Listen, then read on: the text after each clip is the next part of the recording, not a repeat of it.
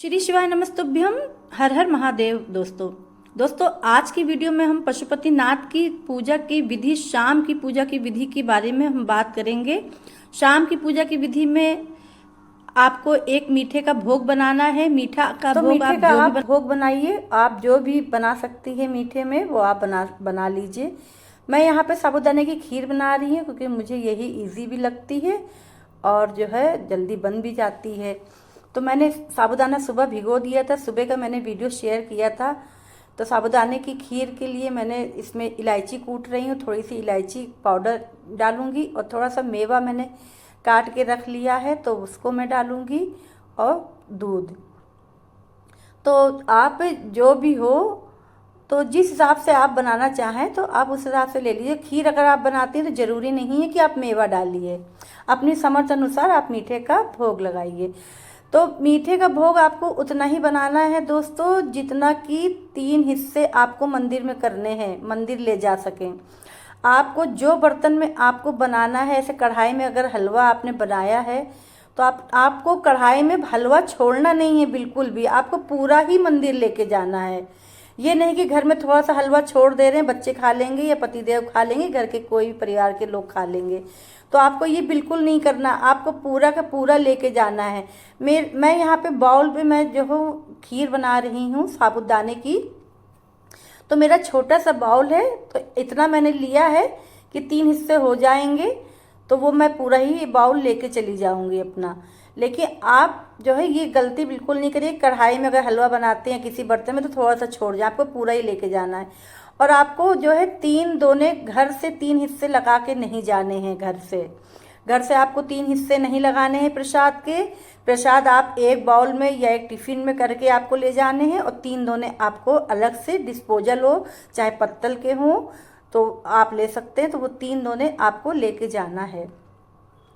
और इसमें ये भी गलती नहीं करिएगा कि ये जो है आप 3 हिस्से जब आप वहीं मंदिर में करेंगे और फिर उसको जो है 2 हिस्सा आप बाद में मंदिर में छोड़ देंगे और तीसरा हिस्सा जो है आपको अपने घर लेके आना है।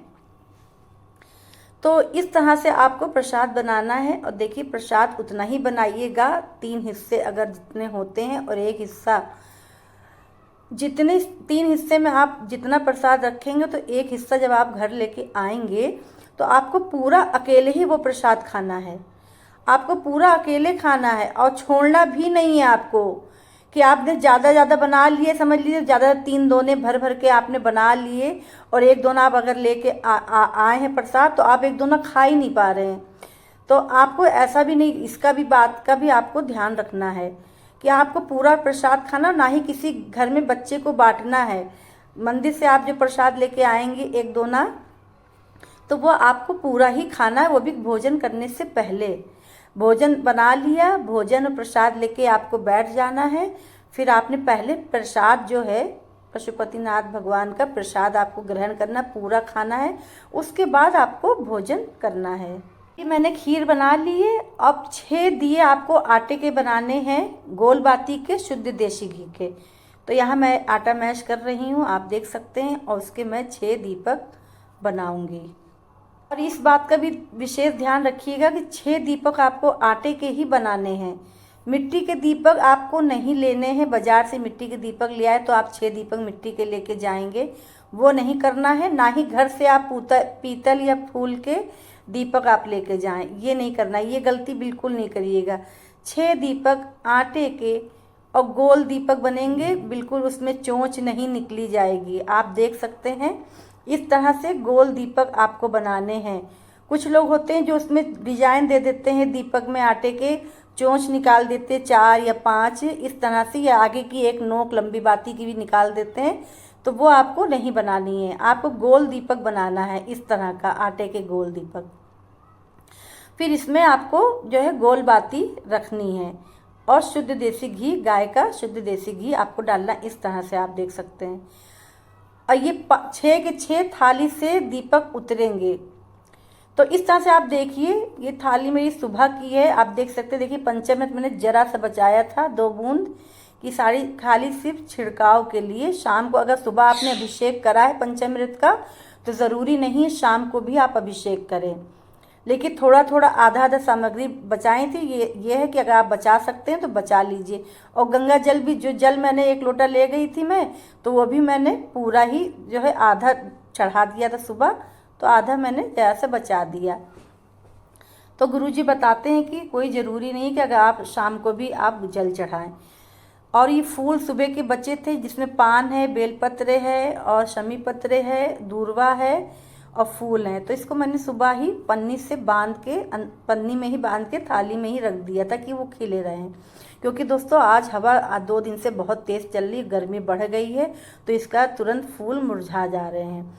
और फ्रिज में भी नहीं रख सकते हैं दोस्तों, क्योंकि आप सभी लोग जानते, सभी के घर का यही हाल है जो मेरे घर का है, कि फ्रिज में भी कभी कभी हम लोग जूठा बचा हुआ खाना रख देते हैं। सब्जी रात की बची है तो ये तो फ्रिज भी साफ़ नहीं रहता है, तो उसमें भी हम पूजा की सामग्री नहीं रखते हैं, फूल इत्यादि। और जब कभी ऐसा मौका मिलता भी है तो फ्रिज को साफ़ करना पड़ता, तो वो मैं करती हूँ। साथ में देखिए मेरे पास ये 3 डिस्पोजल गिलास थे मेरे पास। मुझे लगा कि मेरे घर में दोने हैं, लेकिन जब मैंने निकाला तो दोने नहीं थे, ख़त्म हो चुके थे। तो 3 डिस्पोजल मैंने गिलास ले लिया है। तो आप देख सकते हैं ये बाउल है, 6 दीपक मैंने बना लिया गोल बाती के, और 3 ये गिलास रख लिए डिस्पोजल। और सुबह की थाली आप देख सकते हैं, सुबह का मेरा वीडियो आपने देखा होगा, वही थाली मैंने इसको ढक के रख दी थी। इसमें 6 दीपक बना लिए और ये साबूदाने की खीर लेके अब हम चलेंगे मंदिर। मंदिर आप शाम के समय, प्रदोष काल के समय आप ये पूजा करेंगे। सूरज ढलने से 45 मिनट पहले का समय प्रदोष काल होता है, और सूरज ढल जाने के बाद का 45 मिनट जो होता है तब वो प्रदोष काल रहता है तब तक। तो यानी कि इतनी देर में आप अपनी पूजा संपन्न कर लीजिए। तो ये प्रदोष काल का समय है, तो आप हम चलेंगे मंदिर। ढक के ले जा रहे हैं, संभाल के ले जाना है, ऊपर से कवर करके ले जाना है। थाली पूजा की कभी भी खुली नहीं ले जाते हैं, तो इस तरह से आपको ढक के ले जाना है।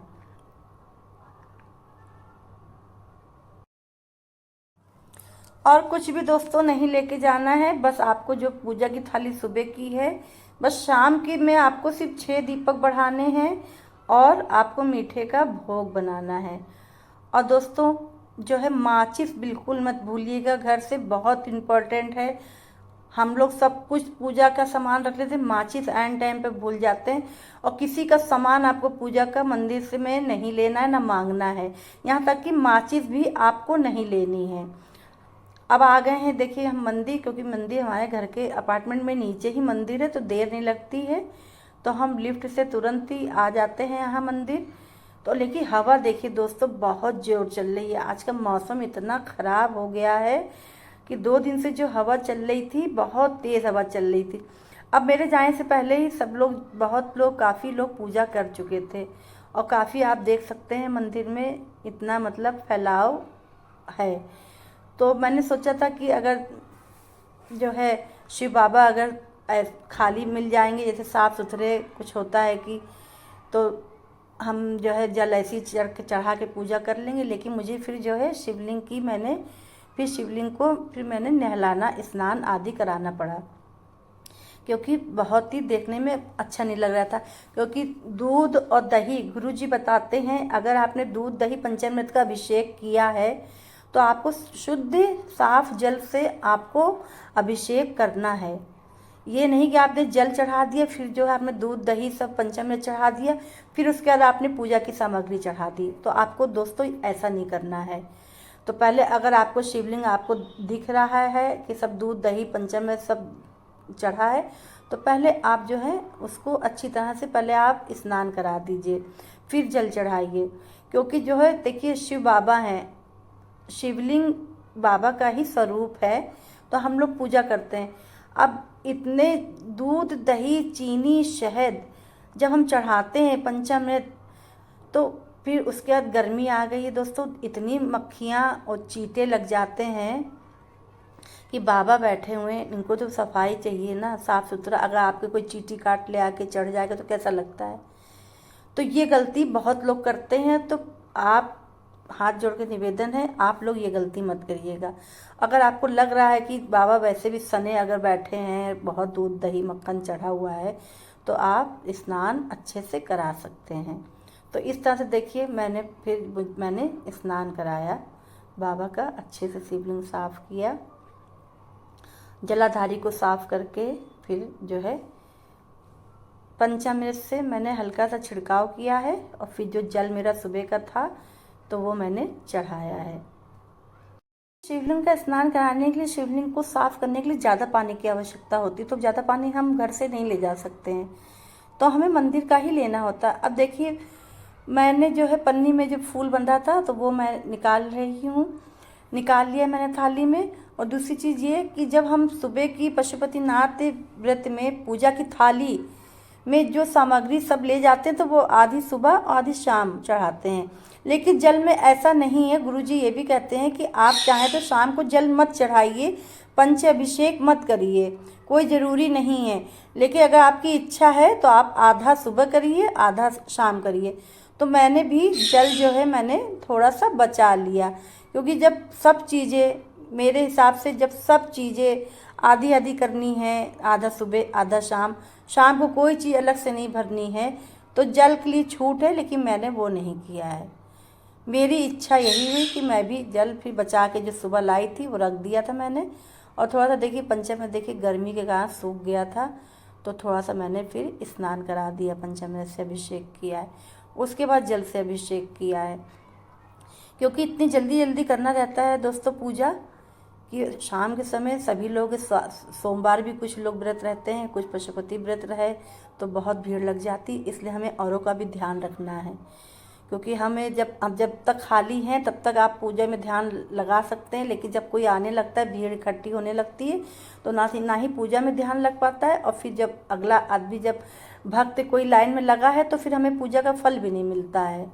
तो पूजा उतनी ही देर करिए जितनी देर आप जो है, जब तक कोई है नहीं तब तक आपकी जितनी देर बैठने की इच्छा हो बैठिए, लेकिन अगर कोई लाइन में लगा है, भीड़ है, तो आप जल्दी जल्दी पूजा कर लीजिए, तो पूजा का फल तभी भी प्राप्त हो जाता है। तो इस तरह से देखिए मैंने जो बची हुई सामग्री थी, कमलगट्टा था, जौ थे, तो वो मैं चढ़ा दिया है मैंने। पंचामृत से अभिषेक करने, तो फिर बेलपत्र थी, तो बेलपत्र भी मैंने जो है चंदन का टीका लगा के बेलपत्र चढ़ा दिए। सारी पूजा की सामग्री आप चढ़ा दीजिए पहले।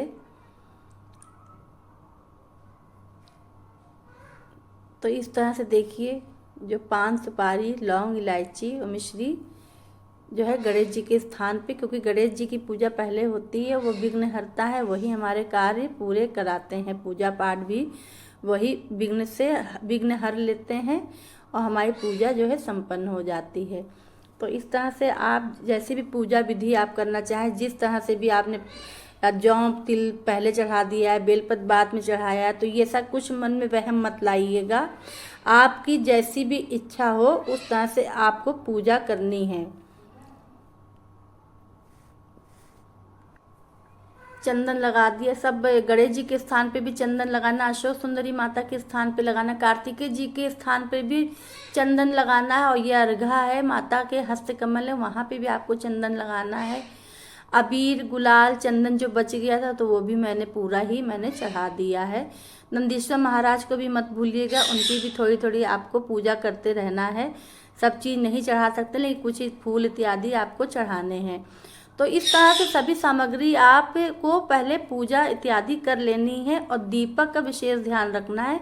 दीपक अभी आपको नहीं जलाने हैं। जब आप पूरी सामग्री पूजा की जब आप चढ़ा देंगे तो इस तरह से देखिए, जब जब पूजा की सामग्री आप चढ़ा देंगे तब उसके बाद आपको दीपक आपको थाली से नीचे उतारने हैं। 6 के 6 दीपक आपको उतारने हैं, और जो है मीठे का 3 जगह आपको 3 हिस्से करने हैं। अबीर, गुलाल, चंदन, भस्म, इत्र सब आपने लगा दी, और फूल उल सब पुष्प से बाबा का श्रृंगार इत्यादि कर लिया। उसके बाद आपको जो है दीपक थाली में उतारने। और दोस्तों आज का जो है आपको मैं क्या बताऊं, इतनी तेज़ हवा चल रही थी दोस्तों, इतनी तेज़ हवा चल रही थी, चारों तरफ से हवा चल रही है, क्योंकि मंदिर खुला है, चारों तरफ से जाली लगी है, ऊपर साइड में गेट आगे का लगा हुआ, तो बहुत तेज़ हवा चल रही है। तो दीपक बहुत लोग पूजा जो कर गए थे तो उनके भी दीपक बुझे हुए थे। जितनी देर जला पाए होंगे सामने, जब तक बैठे रहे होंगे तब तक कि जले होंगे दीपक, ये सबके बुझ रहे थे। आज बाबा ने भी मेरी खूब परीक्षा ली है, बहुत परीक्षा ली है। इतनी घबराहट हो रही थी, लेकिन जो है बाबा ने पूजा मेरी जो है, पशुपतिनाथ बाबा ने मेरी पूजा स्वीकार करी और मेरी जो है मेरा विघ्न हर के मेरी पूजा संपन्न हुई। तो बहुत ही ध्यान से पूजा भी हमें करनी है और डरना भी नहीं है, ऐसा मन में नहीं लाना। अब ईश्वर है, हम लोग साधारण मनुष्य हैं, गलतियां तो होती रहती हैं, लेकिन बाद में पूजा इत्यादि करने के बाद आपको क्षमा याचना मांग लेना है। तो इस तरह से जो है सब चीज़ देखिए मैं चढ़ा रही हूँ। उसके बाद जो है दीपक जो है मैंने जो है फर्श में रखे हैं। और आप ये गलती बिल्कुल नहीं करिएगा। शिवलिंग पे माता के जो हस्त कमल जो बने हैं, तो कुछ लोग होते हैं दीपक भी वहीं लगा देते हैं और भोग भी वहीं लगा देते हैं, रख देते हैं। तो आपको जो है शिवलिंग पर मीठे का भोग, कोई भी प्रसाद, फल इत्यादि आपको शिवलिंग पर नहीं चढ़ाना है। आपको शिवलिंग के नीचे आप देख सकते हैं, मैंने फल जो है शिवलिंग पर छुआ के नीचे रख दिया। तो इस तरह से आपको जो भी प्रसाद चढ़ाना है वो छुआ के आपको शिवलिंग के नीचे रखना है, शिवलिंग पर नहीं चढ़ाना है। इससे कहते हैं गुरुजी हमारे जो है चिंताओं का, परेशानियों का हमारे पर बोझ बढ़ता है। अगर हम शिवलिंग पर कोई भी खाने की वस्तुएं, फल इत्यादि, प्रसाद इत्यादि चढ़ाते हैं, मीठे का भोग लगाया, अपनी मिश्री चीनी नहीं चढ़ाई वो बात अलग है, चीनी चढ़ाई, मिश्री चढ़ाई, उसके बाद आपको जल चढ़ा देना है। लेकिन कोई भी सामग्री आपको पूजा, मीठे की, फल इत्यादि, नारियल आपको शिवलिंग पर नहीं चढ़ाना है। तो आपको इस तरह से नीचे रखना है। अब देखिए सब पूजा श्रृंगार करने के बाद देखिए 6 के 6 दीपक आपको थाली से उतारने हैं। बहुत ध्यान से करिएगा दोस्तों, थोड़ा वीडियो लंबी जरूर हो रही है, लेकिन मैं चाहती हूँ कि आपको बारीकी से सब चीज़ समझ में आ जाए, कोई गलती ऐसी ना हो, क्योंकि एक बता के और एक करके बहुत फर्क पड़ता है। और जो है दीपक के नीचे आप अक्षत रख लीजिए या फिर फूल की पत्तियां, पंखुड़ियां आप डाल सकते हैं। खाली पृथ्वी पर, फर्श पर दीपक कभी नहीं प्रज्वलित करिएगा। तो इस तरह से देखिए मैंने 3 हिस्से कर रही हूँ। 6 के 6 दीपक मैंने उतार लिए हैं फर्श पर, और 3 हिस्से देखिए मैं खीर के कर रही हूँ। किस तरह से, घर से नहीं करके लाने, यहाँ पे 3 दोने या मेरे पास ये गिलास थे तो मैं गिलास ले आई हूँ। अब 3 हिस्से बराबर बराबर मात्रा में आपको करने हैं। लेकिन ईश्वर की ऐसी कृपा थी कि मेरा जो है पूरा बराबर भर भर के गिलास मेरे पूरे 3 भर गए, ना कम हुआ ना ज़्यादा। और अगर जरा सा 1 आध चम्मच आपका बच भी जाता है तो आप परेशान मत होइएगा, वो ना घर ले जाइए खिलाइएगा किसी को, ना ही मंदिर में छोड़िएगा। आप जो है उसको जो है किसी गमले में डाल दीजिएगा, वो कोई खाए ना। तो 3 हिस्से ये प्रसाद के बन गए। और दीपक देखिए मैंने बड़ी मुश्किल से जलाए, देखिए प्लेट लगा के इस तरह से मैंने जो है दीपक प्रज्वलित करें। और 6 दीपक नहीं करे, 5 करे हैं दोस्तों। 5 दीपक मैंने बहुत ही मुश्किल से जलाए। आप देख सकते प्लेट मैंने कैसे खड़ी करके लगाई है, वो ईंटे लगा के 5 दीपक बहुत मुश्किल से जल रहे थे। उसके बाद मैंने आरती करी है। आरती आपको जो है पशुपतिनाथ की नहीं आती है तो जो ओम जय जगदीश जो हम लोग गाते हैं, आरती करते हैं, तो उसकी जगह पे आप ओम जय पशुपतिनाथ हरे, स्वामी जय पशुपतिनाथ हरे, भक्त जनों के संकट क्षण में दूर करे, ओम जय पशुपतिनाथ हरे। तो इस तरह से आपको पशुपतिनाथ बाबा की आरती करनी है। सिर्फ जगदीश की जगह पे आपको पशुपतिनाथ कहना है। तो इस तरह से फिर मैंने कपूर की आरती करी है।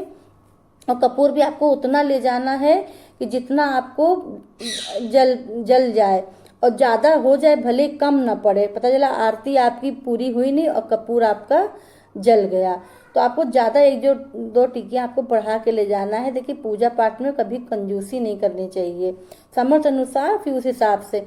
और बड़ी मुश्किल से मैंने देखिए आरती जल्दी करी एक हाथ से, क्योंकि हवा बहुत जोर चल रही है, बहुत जोर। उसके बाद जो है मैं घर आई हूँ। आप देख सकते हैं मैंने एक प्रसाद का देखिए गिलास उठा के रखा है और एक दीपक घर पे लेके आना है आपको। घर में जो है एक गिलास प्रसाद का लाना है और एक दीपक आपको घर में प्रवेश करते समय दाहिने हाथ की तरफ देखिए आपको जलाना है। इस तरह से मेरा दाहिना हाथ है, आप देख सकते हैं इस तरह से। और दोस्तों मंदिर में पूजा इत्यादि आरती करने के बाद आपको बाबा से प्रार्थना भी करनी है, पशुपतिनाथ बाबा मेरे दुख दूर करो, मेरी ये मनोकामना है, मैंने इस मनोकामना मेरी पूरी करी, मैंने व्रत आपके 5 सोमवार उठाए हैं और संकट मेरे सब टालिएगा और बहुत ही सुख संबंध संपत्ति से सुख समृद्धि से मेरा ये व्रत पूर्ण हो जाए।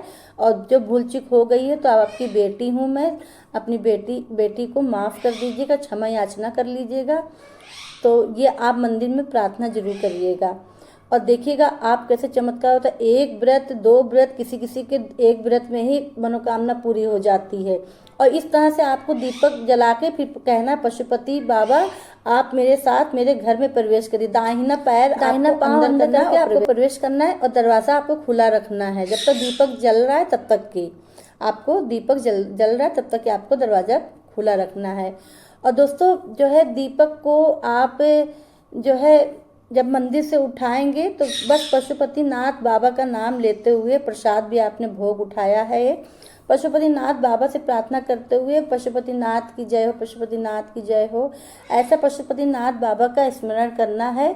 और ये भी साथ में कहना, मेरे दुख दूर करो बाबा, मेरे दुख दूर करो, मेरे दुख दूर करो बाबा, मैं आपकी बेटी हूँ, मैं बहुत परेशान हूँ, मेरी ये मनोकामना है, ये आप पूरी करिए। मैं सच्चे मन से मैंने आपका व्रत पूर्ण करूंगी, मैंने संकल्प लिया है, मैं ये आपके व्रत उठा रही हूँ, 5 सोमवार मैं व्रत करूंगी बाबा, मेरी मनोकामना है, मेरी पूर्ण कर दीजिएगा। और आप मेरे घर में रहिए, चल के मेरे घर में वास करिए, माता पार्वती के साथ, माता लक्ष्मी के साथ मेरे घर में विराजमान रहिए, हमें दुख मुसीबतों से छुटकारा दिलाइए, मेरा परिवार सुखी रहे और मेरा खुशमय जीवन बना रहे। तो इस तरह से आपको प्रार्थना करना है। तो दोस्तों ये जानकारी आपको कैसी लगी आप कमेंट द्वारा कमेंट बॉक्स में जरूर बताइएगा। और कोई जानकारी अगर आपको नहीं समझ में आई हो तो आप कमेंट करके पूछ सकते हैं, मैं कोशिश करूंगी रिप्लाई देने का, आपको जरूर आपकी समस्या का हल मिल जाएगा। तो और ये वीडियो ज़्यादा से ज़्यादा शेयर करिएगा ताकि ज़्यादातर लोगों तक पहुंच सके। बहुत लोग गलतियां कर देते हैं लेकिन गलती बिल्कुल नहीं करनी, सीधे आपको मंदिर से घर आना है और बीच में किसी से बात नहीं करनी, मतलब कहीं रुक गए आप, कहीं पड़ोस में कोई मिल गया तो बातें करने लगे आप, या किसी के घर आप चले गए, चलो घर यहाँ पास में है तो उनसे मिलते चले फिर हम घर जाएंगे, तो आपको बिल्कुल नहीं करना, आपको डायरेक्ट मंदिर जाना है और डायरेक्ट मंदिर से सीधे आपको अपने घर आना है। कहीं नहीं, लोग गलतियां ये कर देते हैं, बिल्कुल भी आपको ये बिल्कुल भी गलती नहीं करनी, सीधे मंदिर से घर आपको आना है। और दोस्तों फिर मिलते हैं नेक्स्ट वीडियो में नए उपाय के साथ, नई जानकारी के साथ। तब तक के लिए श्री शिवाय नमस्तुभ्यम, हर हर महादेव शंभु, जय पशुपतिनाथ भगवान की।